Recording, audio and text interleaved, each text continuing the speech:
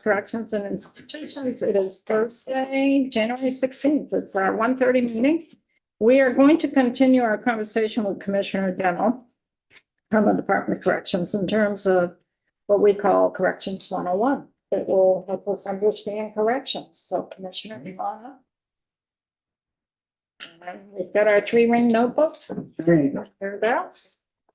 All right. Welcome back. Well, thank you all for coming back. It's never a guarantee that that's going to happen. If you can turn your textbooks to page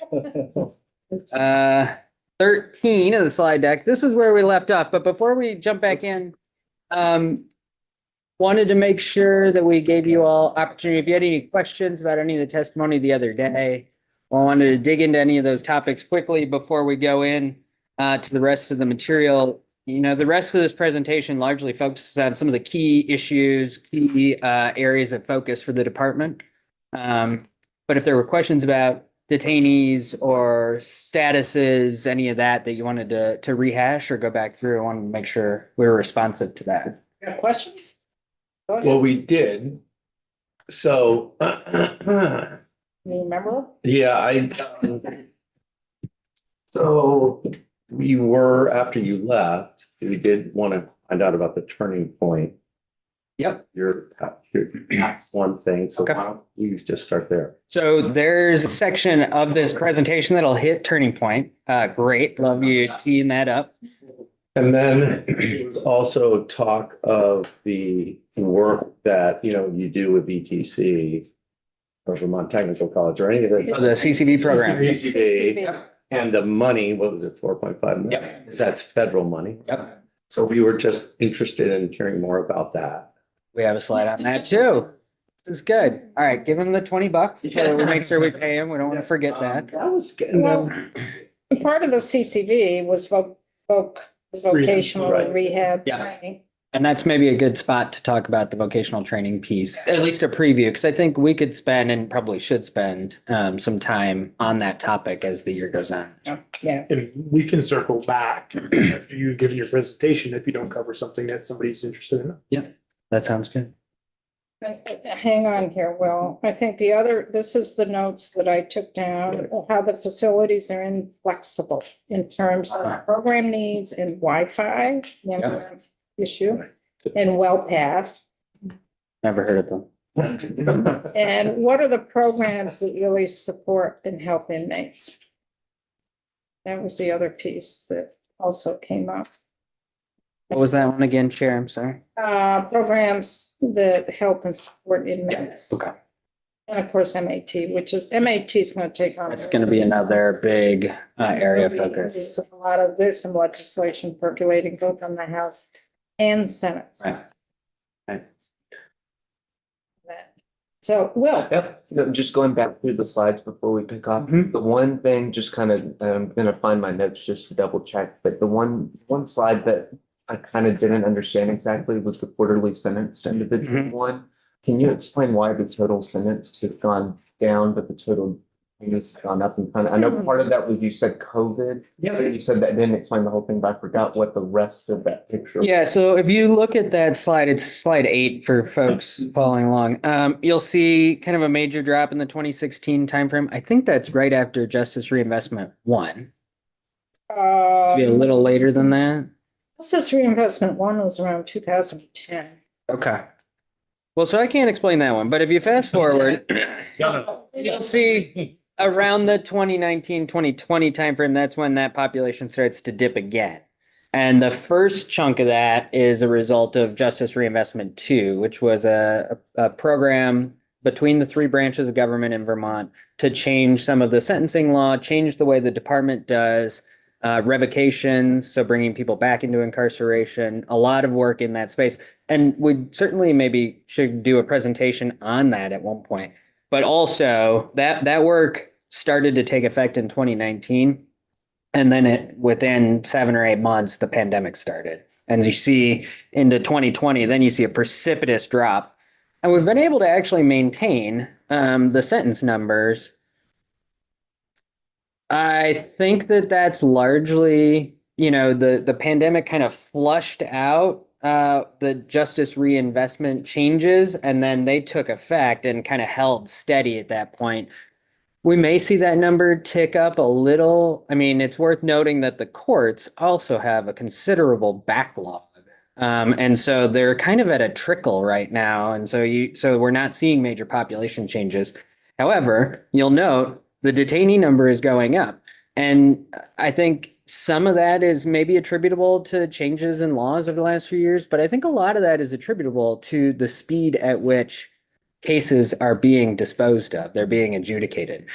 And I think maybe some of you all saw there's a Vermont Digger piece recently about the impact of remote court proceedings on corrections and on the justice system as a whole. Take testimony. One of the promises of remote court was that it was going to speed up this process, and it has done the opposite. The court process is slower, more complicated, more cumbersome. Our staff are suffering as a result of those changes. And there's been no material change over the last few years as we continue to try to work with the courts and others to fix some of that. That's really not helping that court backlog problem. Aside from the kind of implications on justice, it's really creating these operational challenges for us. We should take some testimony.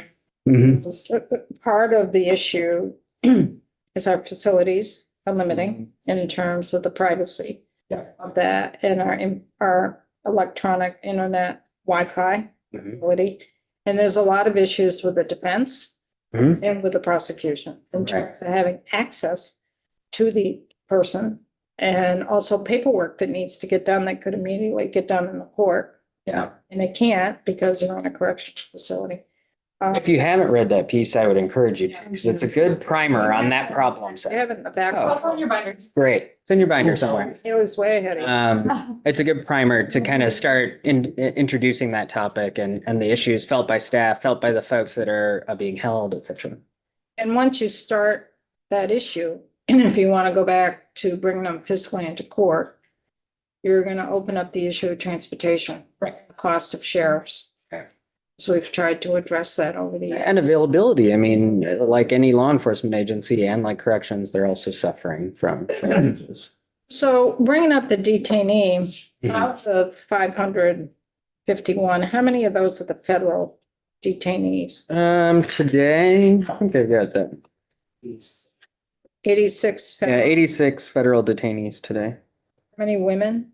Uh, 50? Usually around, Total detainees or fed? for women. How many detainee for women? Fed. Uh, Fed. yeah. 10? Women fed detainees. And that number is usually pretty low. And it often fluctuates if they're, depending on what they're being held for. And then how many women detainees that are not 50, I fed? think. 46. Fed. 46. 46? I don't know, is that inclusive or not? Is that 46? 46 inclusive of the 10? So we got 10 female fed, 76 male fed, 47 state, and 400, sorry, female state 47, male state detainees is 422. So I read, and I think it was in Digger, somewhere that the detainee population, 30 some odd percent are Vermonters. And then was it 40+% come from out of state? The last, we have an appendix on this deck, I think that. It's the. I mean, that kind of struck me. 37% are Vermont residents. 22% are unknown. So, keep that in mind. And then 39% are out of state. How many are in state? 37%. 37 and 39. So why aren't the ones who are coming from out of state, why wouldn't they be extradited back to the state they were from? Well, a small percentage are being held because they were caught here but have committed crimes elsewhere. But the vast majority have committed crimes in Vermont. So they're being held against Vermont charges. Some of that related to drug trafficking? Oh, Or is it all? I think it's I don't know how deep we want to get into the definitions here, but I think the relationship to substances is high. whether that's actually moving drugs or, drugs were implicated in the furtherance of a crime, et cetera. And it would be interesting for those folks, not just the out of state, but also the in-state. And this is a deeper dive that we would like to get into at some point. How many of them are being held with bail? And the amount of bail? And About 58% of our detainee population, total detainee population are held without bail today. Bail by the Constitution is risk of flight. Yeah, It's not public safety, though public safety is taken into account. But constitutionally, Right. bail is set because there's a risk of flight. Person won't come back to court is basically what it is. So I'm just curious if those that are held with high bail or held without bail, if it's more of the out-of-state folks, or if it just doesn't. yeah, I don't have it broken down that way, but we probably could. In the next Curious. slide, 32, we do have some more information about the detainee population. We have a racial breakdown with residency, yeah. But we don't have, I don't think we were broken down by held without bail versus held on bail. And that's a deeper dive that we can do Mhm. as a committee, because I think we need to understand some of those nuances as well. And I'll just remind this committee, well, Chair, but bail is set by the courts, Right. is outside the purview of the Department of Corrections. So for those detainees, we simply receive a MIT from the court that says, do this, and that's what we do. And they can change those, they can increase bail, decrease bail, get rid of bail, hold them without bail. That's all outside the purview of the Department of Corrections. It's really up to the person, the detainee, to determine if they want to make bail or not. Because some folks may not want to make bail because for every day they're held as a detainee goes towards credit for time served. So that plays into the mix as well. Brian? I think I know the answer to this, but this all feels adjacent to the kind of third rail question about is there any truth to this notion of catch and release? Are we going to talk about that kind of stuff here? Are we going to talk about the Constitution, or are we leave that to judiciary and keep our noses out of it? It's interrelated. In terms of talking about bail and changing any bail statute, that's judiciary. Yeah. For sure.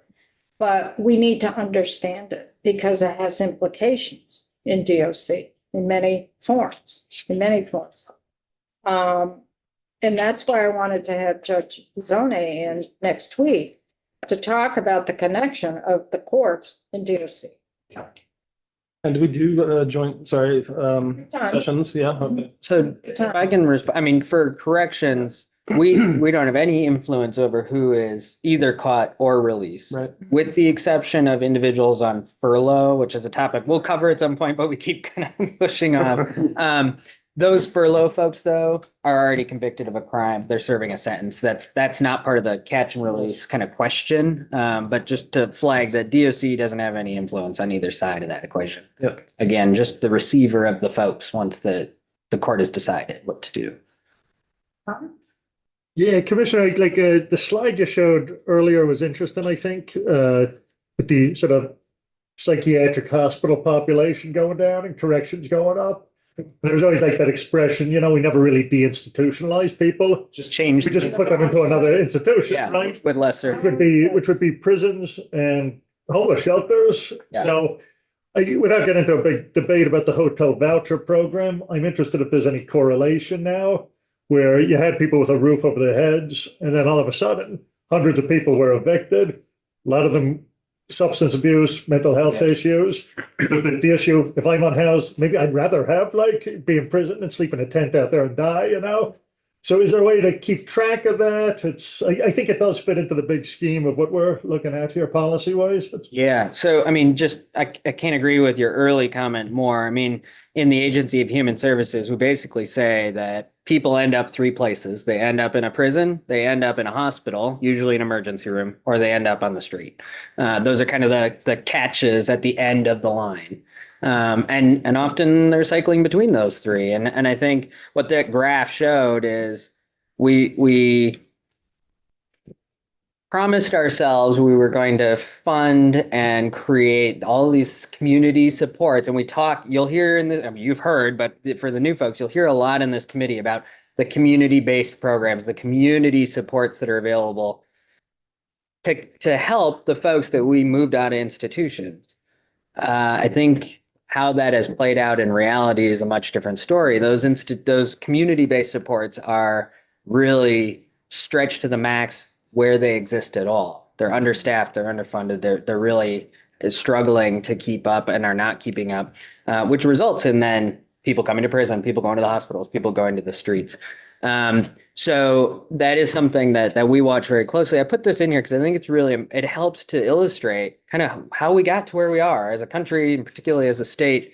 As it relates to the motel voucher program, it was something we were sensitive to. We wanted to make sure as those options ramped down, that for folks who were justice involved, that we were helping them. So if somebody's under supervision or was coming into incarceration, that we were watching that. We didn't see a major change. So that was good, I guess. But it's something I think we could dig into a little further and talk more about. I think that's, the department has a robust transitional housing program, actually one of the biggest in the country, one of the few corrections agencies in the country that actually provide transitional housing supports.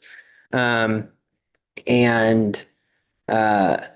though is available to folks who are leaving our system. It's a little bit different.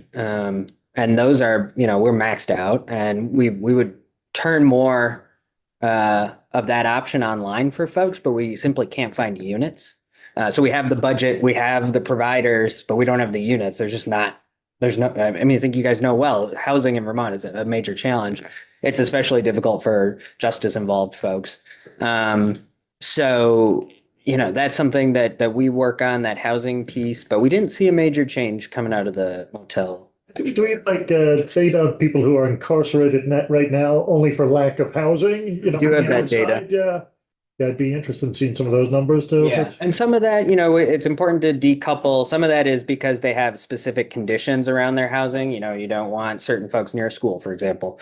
But some of it is simply, unfortunately, roof over their head and food every day is better than us releasing them to an environment where there's just no support in place. And we see that. You'll hear us talk a lot about our geriatric, our older population. We see folks who we'd put in a nursing home today if there was a spot available, or we would help them, but there's no housing available. But they're in a condition that we can't just go drop them off on the street. I mean, they will expire very quickly. And that's just not a situation we want to face. It becomes very difficult, though. We talk a little about the minimum and maximum sentences when folks hit their maximum sentence, because then we're forced to do that. And unfortunately, in the last almost 4 years that I've been here, I can tell you there's been multiple instances where we have somebody maxing out. They're in no condition to be on their own.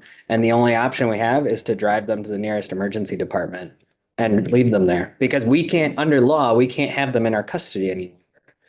Talk about something that's tough for staff. Right. I mean, it's really been a difficult issue, and I've heard a lot from staff on how painful that process can be.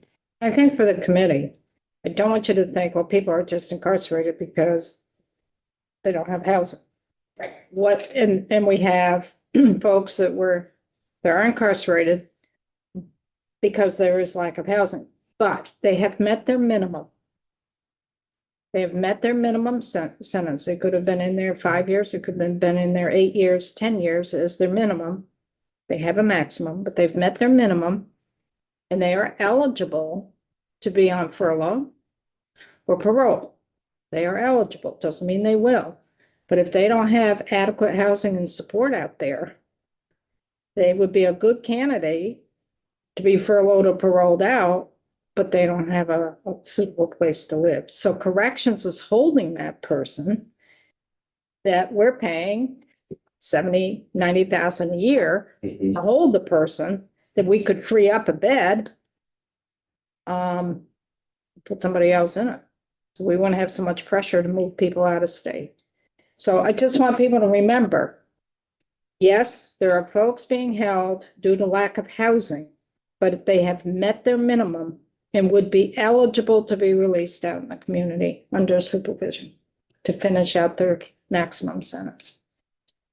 The most recent figure I have is from November and it was 64 individual system wide. Well, it used to be 150, so we've really gone down.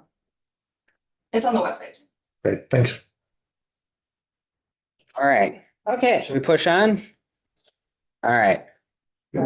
So one of the areas we haven't spoken much about is the staffing situation in corrections. And one of the things I'd like you to kind of begin to wrap your heads around is how massive of a problem this is here in Vermont, but across the country. I mean, literally in every state and for counties that have large county jails, this is a major problem. We threw a couple, these are from publications across the country speaking to the national staffing crisis. And this is something that has been our top priority and our top focus for my tenure here. Vermont, I think, is one of the few states who is really leading on this effort and have dug in. We were asked by the Justice Department, the U.S. Justice Department, to join a small team of national experts to help work on this problem, with the goal that for years and years, Justice and other entities have spent a lot of time, energy, money, thought on helping stabilize the law enforcement space for staffing, but have spent very little money, no time, no energy trying to help corrections. And yet, if you go state over state, the corrections agency is typically the largest organ in the justice system and affects the most people on a daily basis in the justice system. And we have repeatedly underinvested in this space, have not focused our energy or time on trying to solve these issues. And the solutions that do get proposed are simply not enough. And you'll hear us talk about that a lot because we have done some of those things, and then we have gone much farther trying to rethink the way corrections is done here in Vermont and help the rest of the country catch up to that. Because it's not sustainable. We cannot sustain the system with the staffing structure that we have, with the number of people that we have, and with the requirements that we have, the mission that we're required to do. It's simply not sustainable. And so we want to give you a little context, and we'll talk about some of the things that Vermont's doing. But I think it's important to understand what it means to be a corrections officer, what it means to work in a corrections system. Pretty much across the board, corrections agencies are facing very high vacancy rates. That's true at the federal level. It's true in most of our sister states around the country. Some states have called in the National Guard to take over facilities or augment staffing. That's fortunately something we've not gotten close to here in Vermont and want to avoid, but our neighbor in New Hampshire did. And so it's not something that's just happening in the South. This is something that happened right next door. It's also important to know that the cost of doing it the way we're doing it is very high. So it's burning out our staff. It's creating huge problems for the human beings who work in our system. It's also creating huge problems structurally for the state and for the country. So the Justice Department discovered, through its analysis that 50% of all overtime in most states is attributable to the corrections agency. And that's true in Vermont. There's major workforce demographics that we're fighting against as we try to solve this problem. So the Bureau of Labor Statistics predicts that there'll be a 7% decline in correctional officers over the next 10 years. I can tell you, if we looked backwards, we've been on that decline for a long time, and it's only continuing to get worse.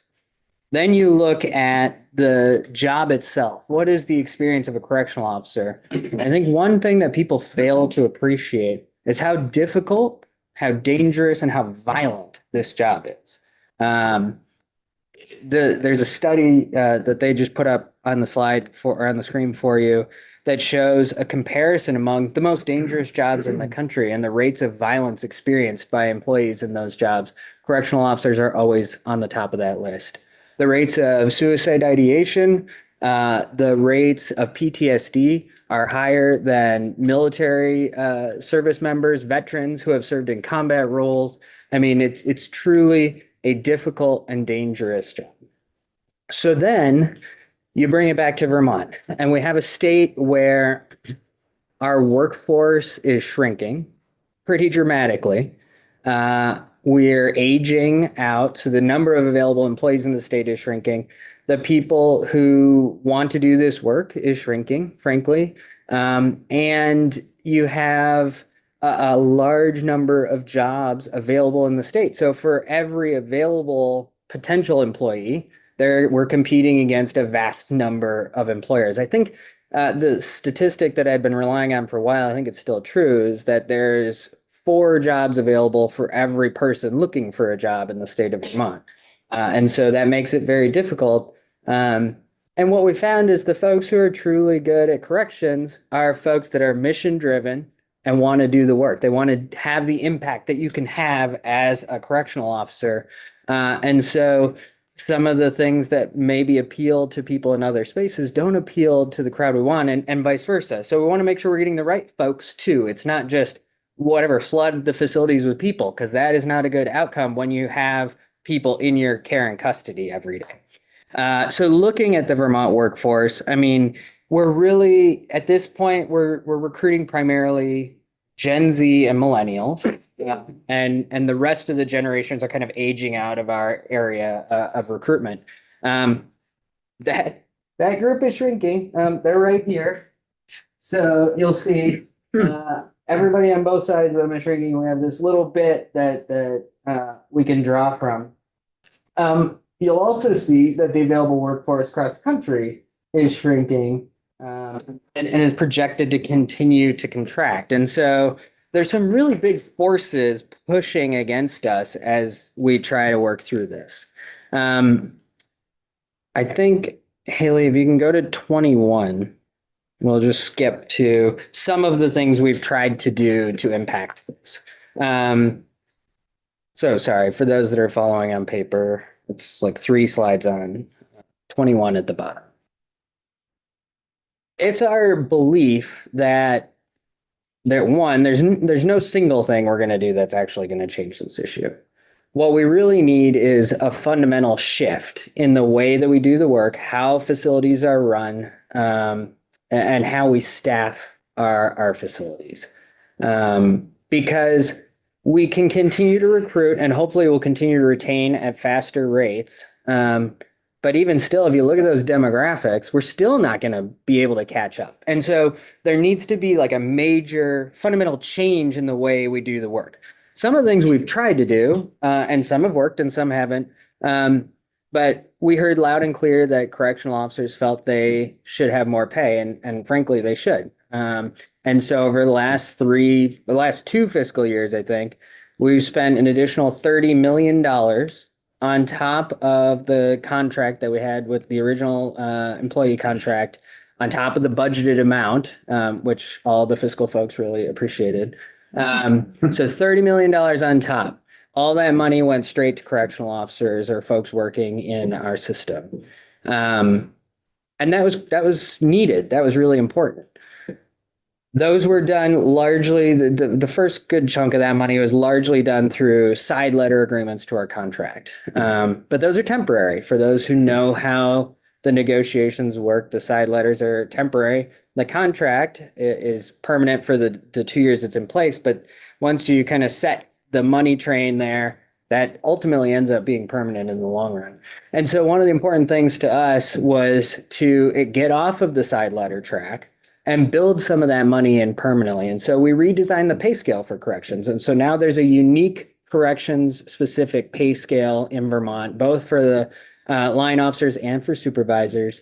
And we created that in a way that folks get promoted through the steps much quicker. Promoted's not the right word. They move through the steps much quicker, which means they can generate more annual income quicker. They also move through the grades a little easier. But also we increased the rates at which they were paid per hour.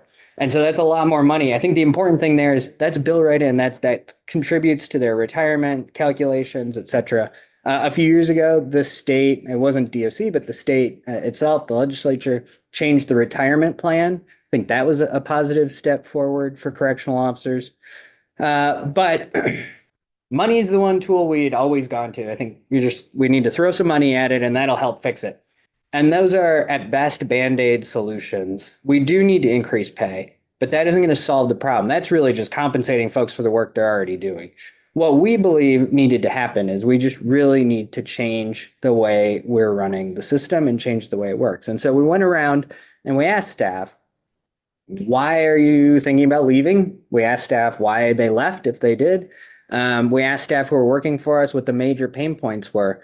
And, everybody wants to get paid more. We'd hear that sometimes. I'd like to get paid more. That's not what people are saying. People were saying, we don't have any work-life balance. I never get to see my family. I never get to go to a kid's soccer game. I never get to have any time for rest or recuperation. I don't have friends because I don't have time for friends. And so we took that back and that's where a lot of our work has been focused. We are hearing from our staff. We're hearing from the people impacted. These are the things I want you to work on. And so we took that back. We redesigned the schedule. I think that was a major step forward for our system. We also introduced specialty teams to try to eliminate some of the pain points, the pressures in our system, basically take workload off of facilities and centralize it on certain specialty teams. I think there's a lot of room to grow in those efforts. They've been hugely successful in helping us avoid overtime, cut down on standby, cut down on our need to use our probation parole officers for core functions.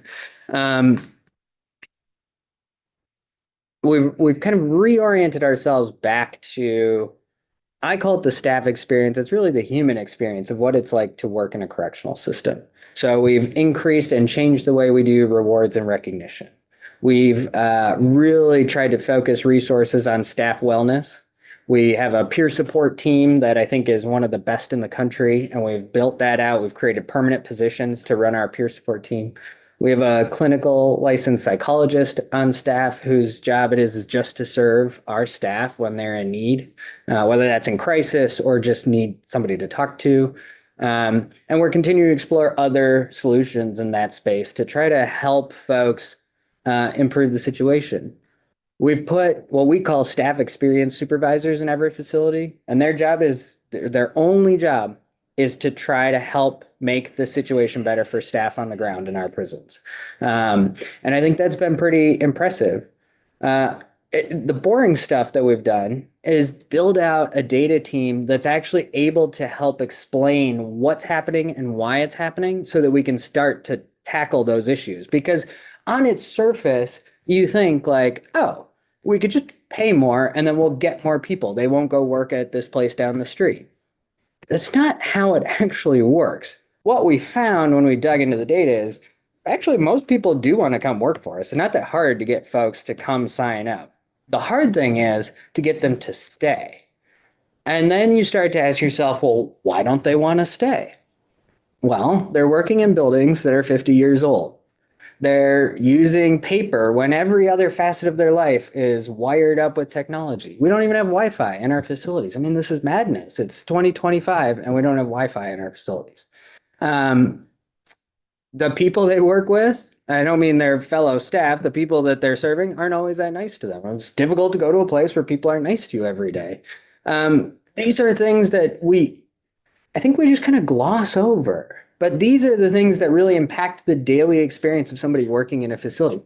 So how do we fix that? Well, those are the things we're targeting. How do we make it a better place to work? How do we make the camaraderie better? How do we make supervision and leadership better across the department?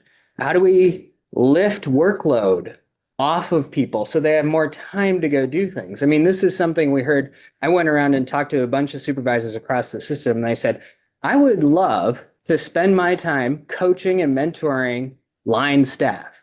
But you have me doing so much other stuff that I don't have time to go do that. Roger that. So how do we cut that stack down? Because your job is actually to supervise. It's not to fill out paperwork. And we don't want you doing that. I want you in the units, talking to line staff, coaching them, mentoring, helping them through the day. So these are the approaches that we've taken. We've dropped our vacancy rate precipitously, but it is stubbornly high. Still, it's nowhere near we want it to be. We are still in crisis. I've been very clear about that from the beginning. And we're not letting up. But as I said to the Joint Justice Committee over the summer, well, I guess it was December, we feel like we're doing this alone. there's not a lot of other people leaning in to help us out. We haven't heard workable solutions. And, you know, we have some groups who have vested interest, our labor partners for one, who have a vested interest. Their membership works in our facilities, who do care deeply. I don't discount that at all. But everybody else doesn't seem to paying attention. And we've got staff who really need them to. And I think this is one area where our communities are failing really important members of our community, our correctional staff. I think it's an area where there's underinvestment, but I don't really mean money. I mean, to an extent, I feel that way sometimes, but I mean like underinvestment of focus and energy and compassion for the folks who are doing what I think most people think is pretty important work. I don't think most Vermonters are ready for us to just open the doors and let everybody out of our correctional facilities. And yet, we're also not willing to step in and say, that's important. We want you to do your job. Let's go take care of those things. So I hope you help us with that this year. We'll bring you ideas. We'll tell you what we're doing as time goes on. But it's definitely the most important issue facing our system. And you'll want to talk about, I know because I've been here for a minute now, you'll want to talk about things like bail reform or and reentry planning and how to get people driver's license and all these things that we cannot do any of that unless we have a staff, and not just a staff, but a staff who's engaged and wants to do it. And right now they're tired and sick and they need some tending to. And so I hope as the committee of jurisdiction, you'll help us with that. Talk about, I think your words about people not understanding what goes on and the pressures that the staff is under. Corrections is hidden. Yeah. Because everybody thinks, well, lock somebody up, we've taken care of the problem. Yeah. Taking care of the problem, locked up. I don't have to see them. They're out of my community. I don't have a facility in my community. I don't need to deal with it. It's done. It's taken care of. But it isn't. Yeah. Because we got human beings in those facilities who are under the custody of the state. We are responsible for them. We, all of us. It's not just the executive branch, it's the legislative branch and the judicial branch. We are responsible because we're the state government. Connor and then James. Sure, I think it's directed more towards Sean and Kevin because you're going to be liaisons to the Appropriations Committee on this. And some of this goes outside the realm of our committee, House Government Operations for one, looking at the salary benefits. If there's incentives being offered, they would look at that. But you might need more money too. Now, not to dismiss you, Commissioner, but you know, the administration comes out with budget instructions and every department is responsible for meeting, you know, a certain decrease or limited increase there. I think that's where we have to get creative as the policy committee and say, okay, maybe they do need more. So it might be where we vary from the administration, but we need to work with the other committees too. It's Sound like a union organizer. in a former time. But so what I was gonna say is like kind of what Connor said actually, but well, a little different. This is a job. If you talk to people in the community, which you guys all do, everybody knows. There's plenty of jobs out there that if you offer more money, people go, I didn't really want to do it, but now I kind of do. This isn't really one of those jobs. I mean, they still need more money. I mean, like I talked to plenty of people a couple of years ago where the pay scale at the corrections used to be like, oh, it's good.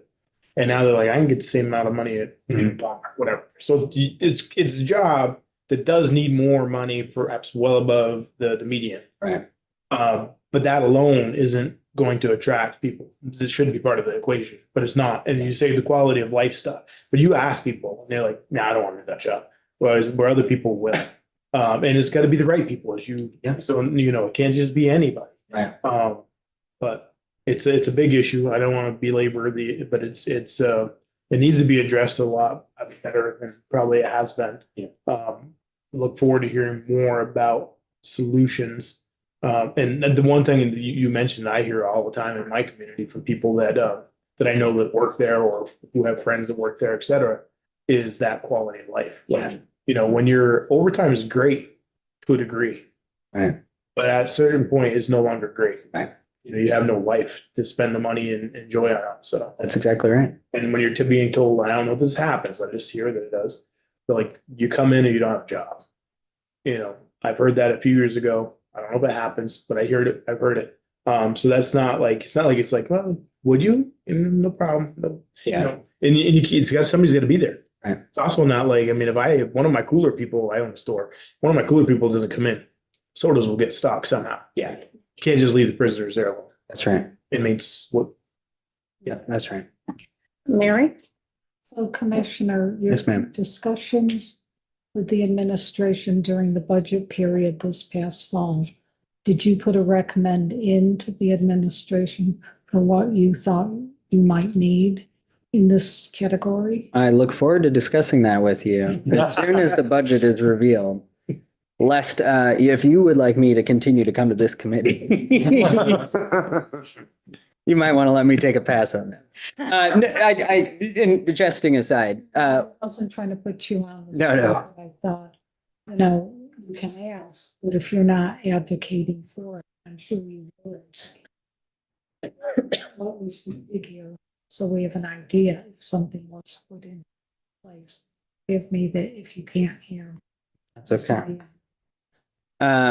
We certainly did advocate, and it doesn't take a lot of advocating with the governor because he understands this problem as well as anybody and is really cares deeply about it. And you know, as for the folks who have spent time around the budget, and particularly around our budget, you'll know that we far exceed our budgeted amount every year, and the administration has been good about making sure that money is there.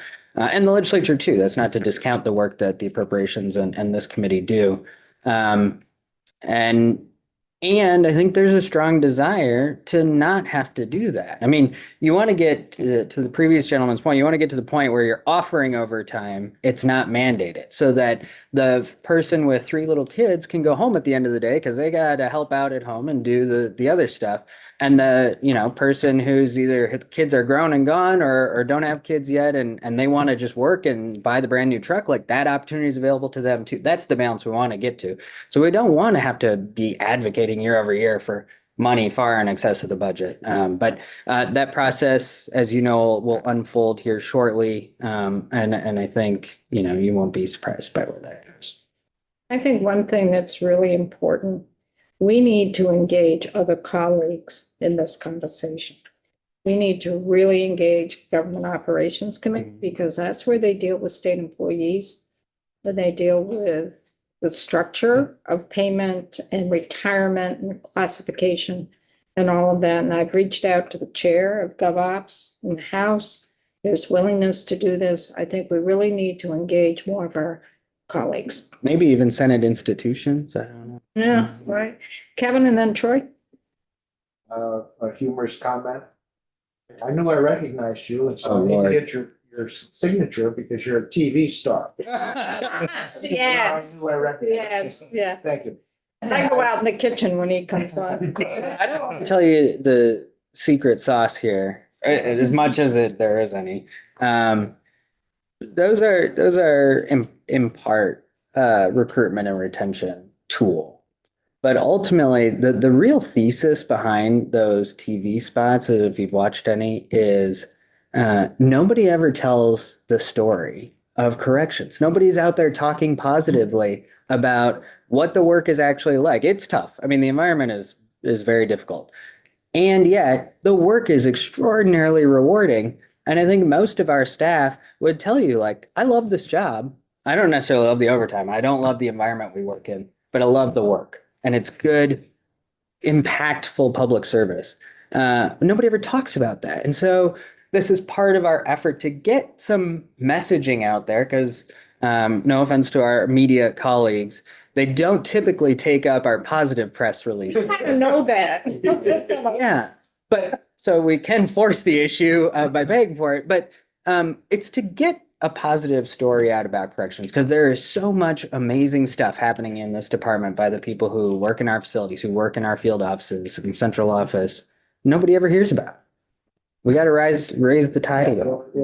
This is a heavy subject that was meant just to lighten it a little bit, but my question is I think I heard you say that because of the lack of staff, there are things you cannot do.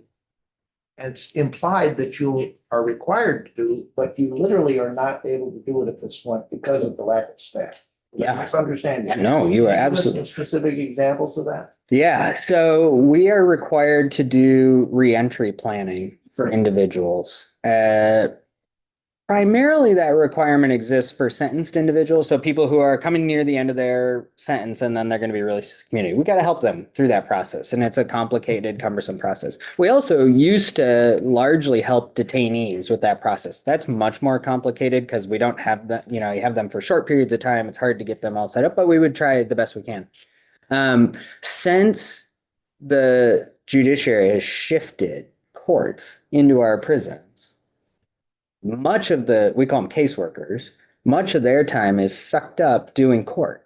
They're either facilitating court paperwork, they're moving people around because that's not a normal function, that we were moving people to these little court kiosks before. That's workload that another branch of government is shifting to us without any additional resources, training, support, that our staff can't do that. The hospital coverage is another great example. I mean, we talked to you on, was that a month ago? When was I here?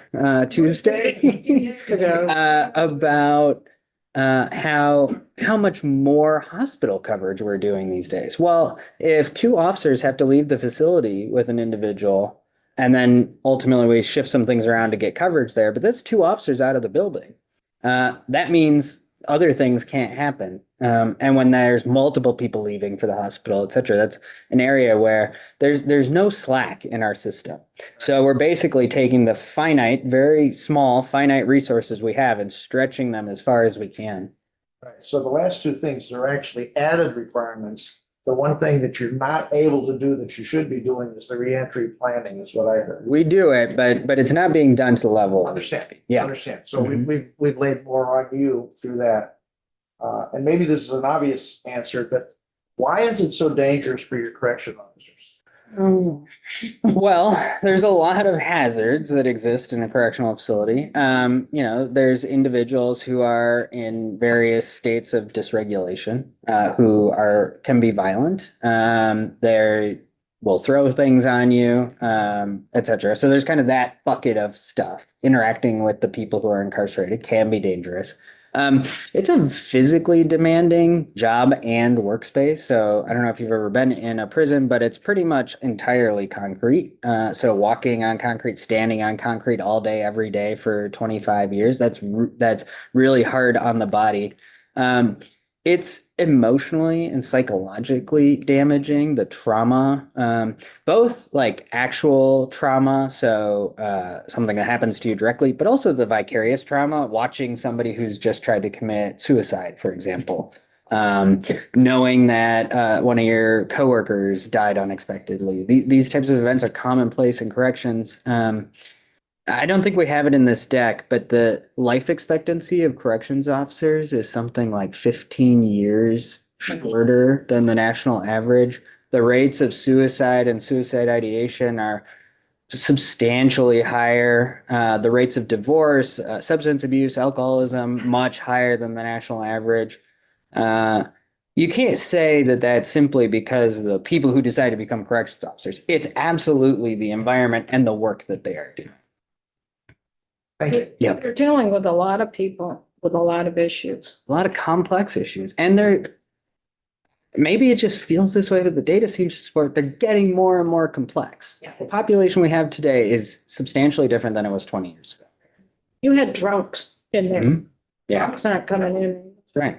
You got people with severe mental health issues. Mhm. You got people. Severe with substance usage. Severe addiction, trauma. They've had trauma their whole life. Yeah. Health issues. And it's tough. Sorry.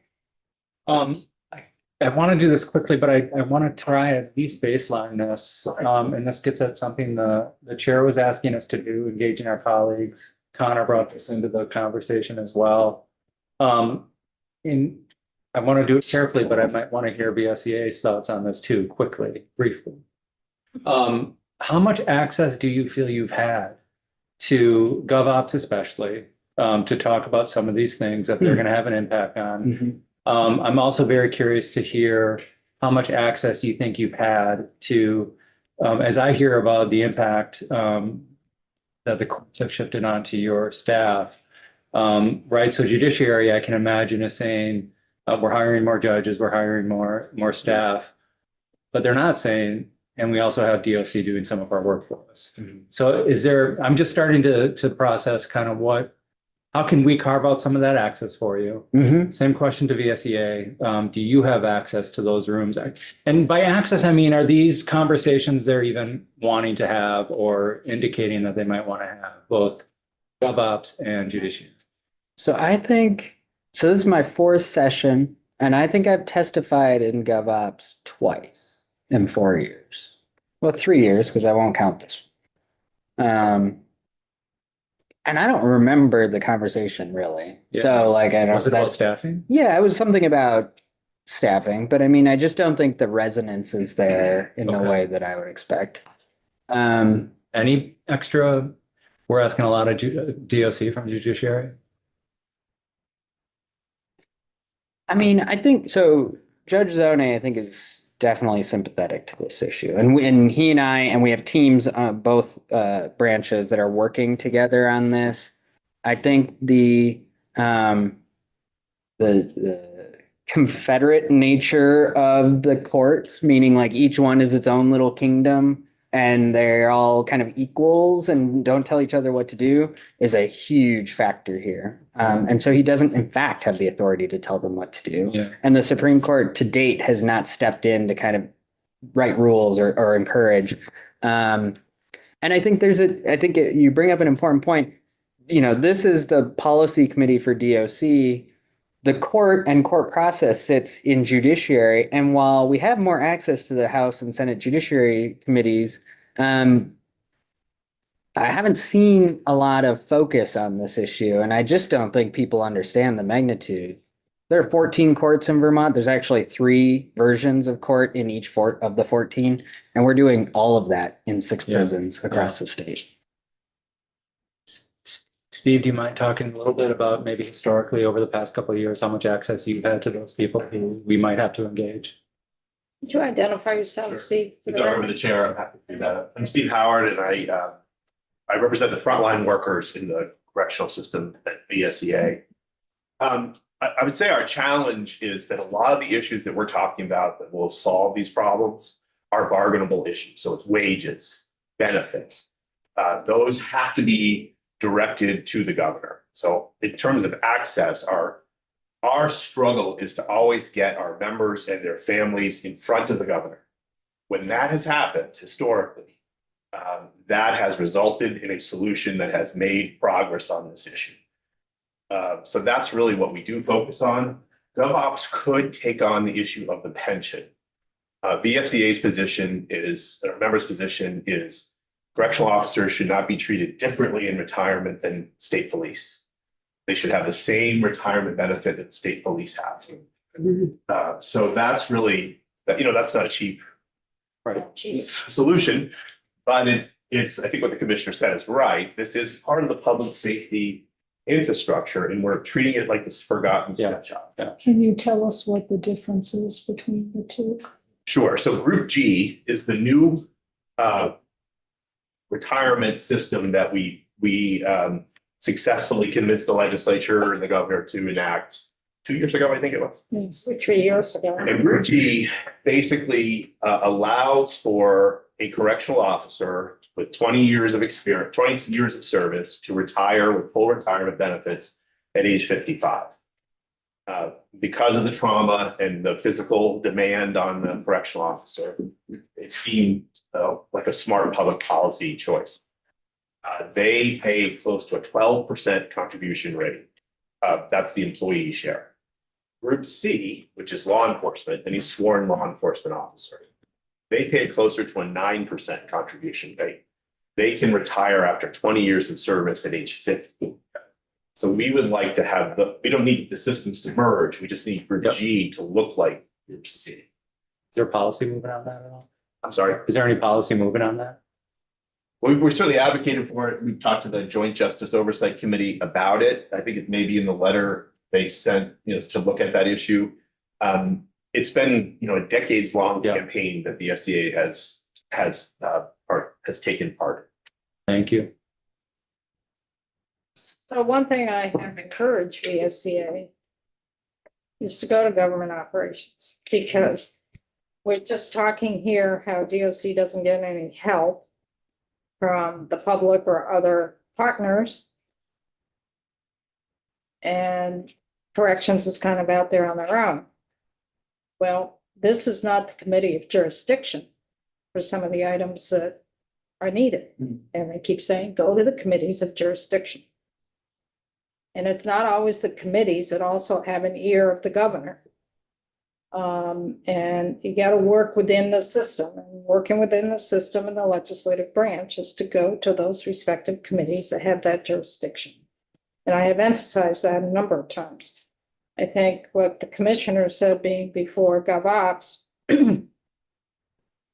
once or twice talking about this in the past 3 or 4 years, we had, not last session, but the session before, joint meetings, 2 joint meetings with GovOps at my insistence, trying to get a handle on this and trying to get our colleagues in this building to pay attention to it, because our committee can only do so much. That's right.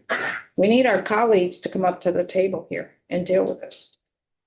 And I counted that as one instance, but you're right, it was 2 meetings. So there's one other year that I think we did one. There, we Yeah. have people there. And it just, people don't want to deal with it. Right. They don't want to deal with it. They want to wash their hands of it. That's the sense I get as Yeah, well. they don't want to deal with it.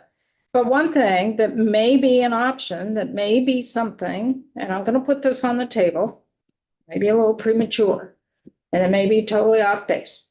But one thing I want the legislature to think about, DOC to think about, and VSCA to think about. This suggestion was given to me by some employees of corrections, saying for all the overtime that an officer is working, a correctional officer is working, for all that overtime or portion of that overtime, whatever, can that get calculated towards their retirement? Because it is not now. Can they earn that towards their retirement? It's going to take some changes, but that's one step that maybe can be taken. And if we can kind of think out of the box and try to figure out what we can do, because we can say, well, they need more pay. They need more pay. Well, that's appropriations. And let me tell you, it's going to be tough at times for that. Have you asked that question anywhere else? The overtime towards pension? I brought that out to Justice Oversight. Okay. I've mentioned it. It needs, I think it's worth vetting. I don't know if it can be done. What is from the sense of justice oversight? We took testimony on a lot of this, and I think the feeling is it is an issue. They just don't know how to resolve it. Yeah. And we're sending a letter to the respective committees, one and being GovOps, to really take a look at some of these issues. But that's one thought of, you know, if their overtime could get calculated towards their retirement, you know, it doesn't take away the overtime, but at least there's a purpose there. Who is on that committee now? So if we have representatives that have other representatives that sit on it, they can maybe talk to them from this committee. For the justice oversight, that's gonna change because it all gets. No, I know that it's on it. right Right now in the House is myself, Representative Teresa Wood, Representative Trevor Squirrel, Representative Martin Alon, and Representative Topper McFarland. That's on the House side. The Senate side is Senator Renner, who's not here anymore, Senator Norris, Senator Hashim, Senator Baruth, Or Lions. and Senator Lyons. Because it just appears that each group is pump kicking it to the next. Nobody wants to deal with No it. one wants to deal with it. It comes to us, and And I know we can't do it all in one shot, but if we could incrementally be going in a direction to get us there, be better than just everyone going, it's not my problem. so that's why I put that little thought on the table. Maybe we could look at retirement. Maybe we could get it. I don't know. It came as a suggestion to me from some folks who work in corrections. Just have one question. Are you still kind of like, No. are we still talking with you a little bit about the G? I had one question about. Chair. So when you mentioned that it was a 12% contribution rate versus the 9%, are the benefits better at least for COs when they retire at 55? Like, because they paid in more, do they get like how do their actual benefits differ from the state police once they actually retire? So that the increased contribution rate, what it buys them is the ability to have a full retirement at 55. So it allows them to retire earlier. What was it before? 60, 58? 62, I think it's 62 or 60, 65. Maybe 65. Then there's 60s. They do get credit. I think what the chair is talking about is in the benefit, your overtime is calculated as part of the benefit with a cap. There's 120% anti-spiking cap. What I think that the chair is referring to is using the overtime that a CO works as calculated towards their service credit, which means they could retire even earlier. Yeah, so if you're using a 2,000 hour year and they work, well, in this case, 2,400 hours, you get a 20, well, a 400 hour surplus, you'd have a 20% acceleration potentially on when you get retired. So there's they get a reward for putting in all those hours. Right now, they're not getting anything. Except stressed out. Which augments the problem because you're losing people sooner. I'm not against it. I'm just saying we're working against it. But what we need to do is figure out how to get people to want to do. Well, And retain maybe them. there's gonna be a cause and effect chicken and egg here too, right? If I knew I could retire at 50, You're gonna get more people. maybe I might sign up. I understand, just point out. Yeah. And they are receiving compensation at a higher rate than they would under, so it's not like receiving nothing, it's that appears not to be. It's not impacting their retirement and it beyond their regular. By enough, I mean, it doesn't overcome conditions. I understand. Yeah. So in your letter, was there a time frame that any of these committees should respond back to anyone or No, just a letter out? just recommendations and topics you need to look at. We gotta get those letters out. I gotta talk to Ben. They're not out yet, okay. We had a letter coming in or in time. Should we push on? Let's push. Okay, so the next set of slides, I think maybe warrants a hearing on each. I mean, obviously that's up to you, but I think you'll see as we go through, these are big topics I think you'll be interested in. I will try to burn through these quickly, knowing that we're going to cover them in more depth at a later date. So probably the biggest change to the American justice system in the last number of years, well, at least as it relates to correctional systems, is going to be the 1115 waiver issue. So under the Medicare and Medicaid Act, I think we talked about this the other day a little bit, there's an exclusion for people who are incarcerated. So you basically lose access to insurance when you're incarcerated. In the last couple of years, the Centers for Medicare and Medicaid created a waiver process or expanded the state's waiver process to allow states to apply for a 90-day period where folks would start to qualify. So 90 days prior to their release, they would start to qualify for insurance again. So the corrections agency could get them enrolled, get them connected with providers, et cetera. I think there's only 6 or 7 states in the country who have received approval for a waiver. Vermont was one of the first to get its waiver approved. And so that's a collaboration between DEVA, the state Medicaid agency, and DOC. We're building all of that process right now, and the launch date will be January of 26. People will start becoming eligible. That is a monumental shift in policy. And I know, like, I don't want to explain to you furlough because it's super complicated. I'm not going to try to explain how Medicaid works, but this is a really big deal that very few people are paying attention. Big deal. It'll also save the state a lot of money. That was gonna be my question, was how much do you estimate the savings to be once that kicks off? I don't have that number right in front of me, but basically there's a suite of services that we can build a Medicaid in that 90-day period. So all healthcare, a lot of reentry services, some work of probation parole officers, prescription drugs. So like a good chunk of work. There's a catch, but it's a good catch. All of that money must be reinvested into reentry work for incarcerated individuals or folks under community supervision. But the state's paying for that anyway, so there will be a savings for the state. It'll allow us to augment a lot of that. So move there. Yeah, we're gonna take more testimony on this, and we're also hooking in, we hope, with DEVA, because DEVA has to upgrade their IT system, and that's what's taking the time. Yeah, right. That's the major delay is Sure, they yeah. basically had to rebuild their billing system. Okay, if we can go to the next one. The CCV partnership, somebody raised that as a question today. This is one of the flagship programs that the department has launched over the last few years.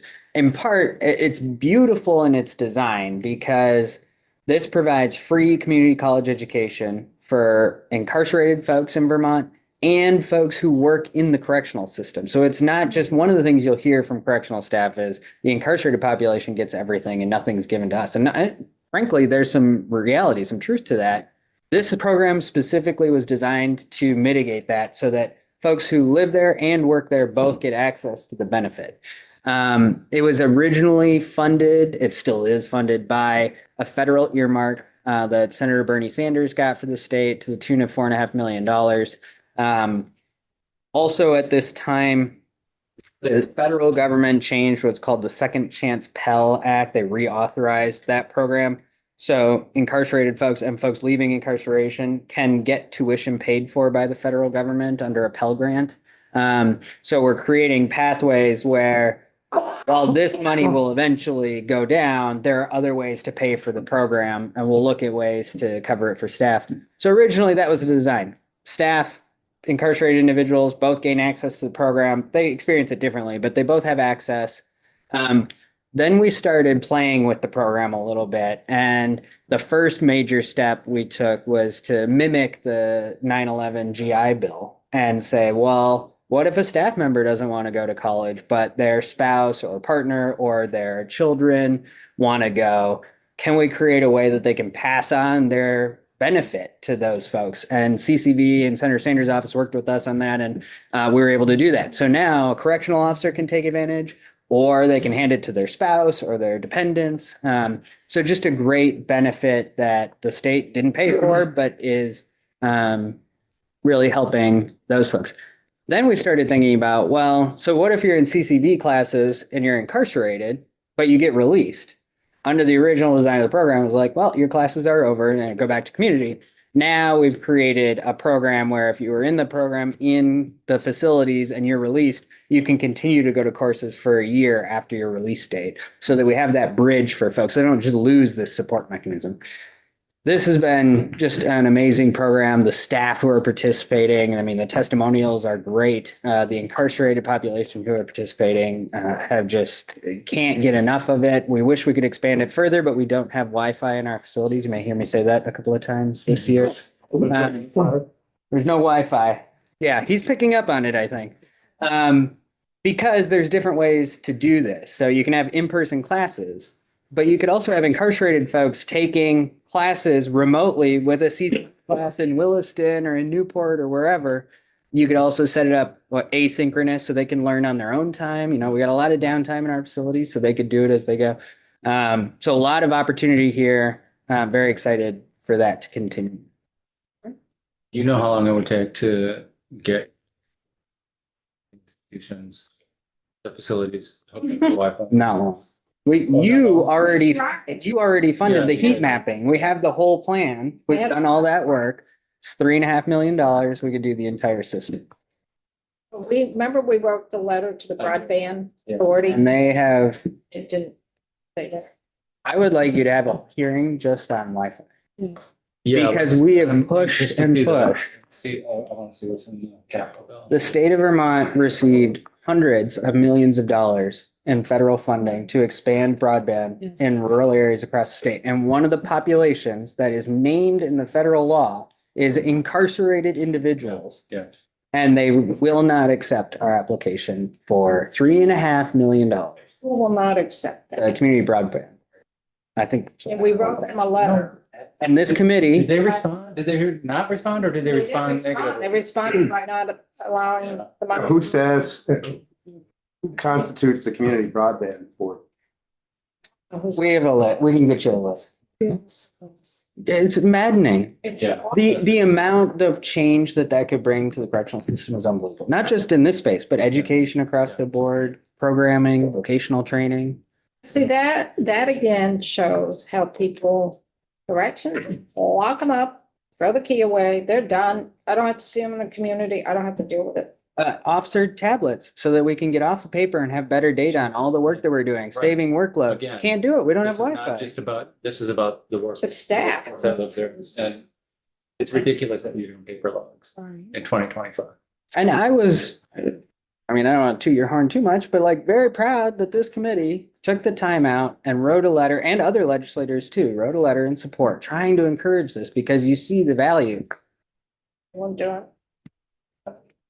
Oh, well, Oh, Alex, just, real quick, would you reattempt to go before the board? Yeah, we go every time that they. To know if they still have availability. funds to open it. $100 million. There's actually two So there's different federal funding streams that the delegation brought to the state of Vermont. The money's just.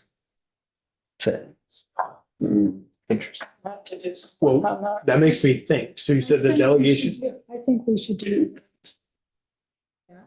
the delegation, got secured money, no delegation. Have they been involved or have you been in touch with them saying, hey, can you put pressure out? We have, we've gone through various iterations trying to put pressure to get this going. Yeah, Senator Welch's office in particular, very interested in this. Great. Oh, it's maddening. It's Let's specifically not written in law. forget this, folks. And And Representative Squirrel, who I hear a couple of you are going to get to know really well, also very interested in this topic. And he knows the DOC system well, knows the budget very well. And so he'd be another one to bring into the conversation. He's also, I think, supportive without putting words in his mouth. the two is, Okay, let's push on. I know we're running out of time. Yeah, 'cause Run out of time. at about 5, folks to get on the floor. The other topic that I heard this morning that we also wanted to cover is our community recovery partnerships. So this is the Turning Point Partnership. To give you just a brief bit of background, very alliterative today, apparently. We provide MAT, medically assisted treatment, so medication for opioid use disorder. We provide therapy and we provide kind of the full suite of offerings if people want to take advantage of it. Most people want just the medication and they move on. Part of that is, there's this theory in the justice system about credible messengers. Who is somebody that can actually connect and help somebody with a situation? And what we found is, not surprisingly, incarcerated folks don't always, believe what we tell them, don't always support or don't want to interact with the correctional officer about these things.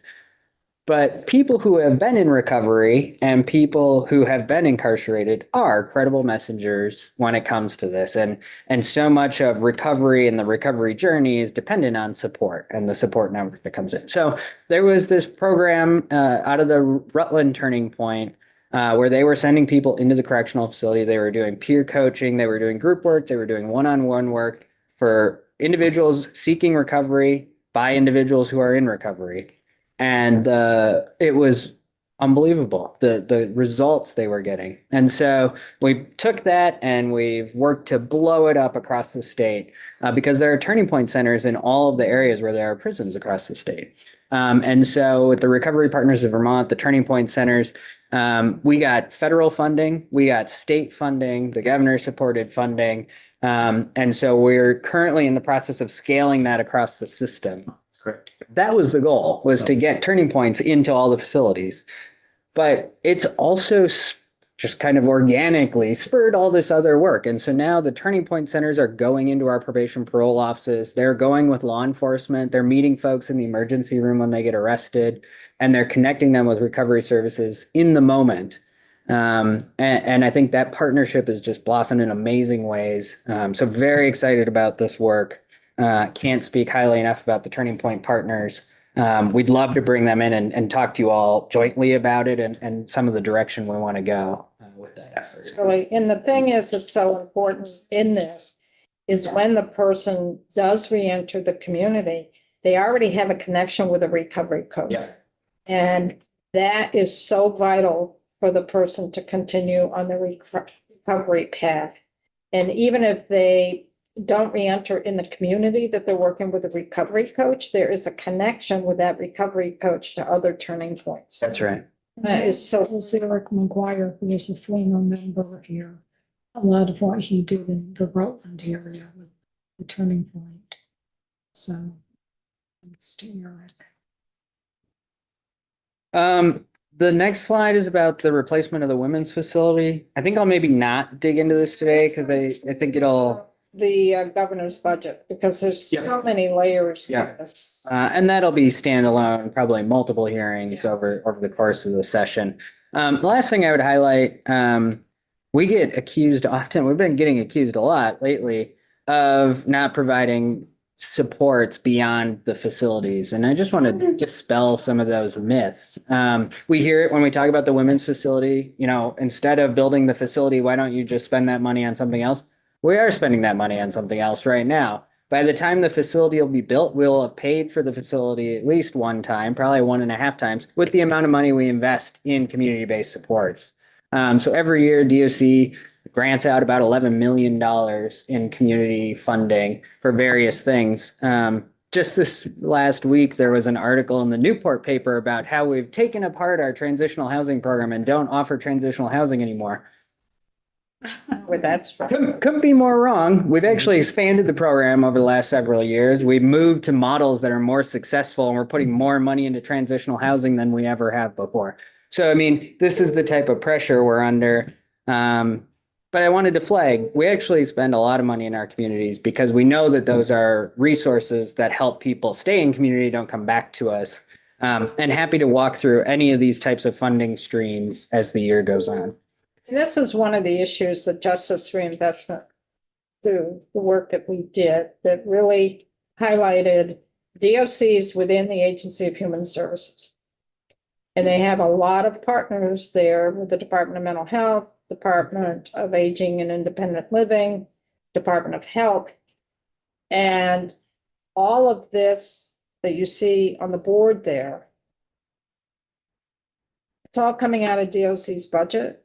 And what Council of State Governments in the work with Justice Reinvestment said, it shouldn't all be on DOC's nickel, because these other departments within the Agency of Human Services are working with these same folks, either the folks directly that are transitioning from incarceration, their children, their family members, they're in the system already. So why should all of this be on DOC's lap and in their budget? Because that's not what they're experts at.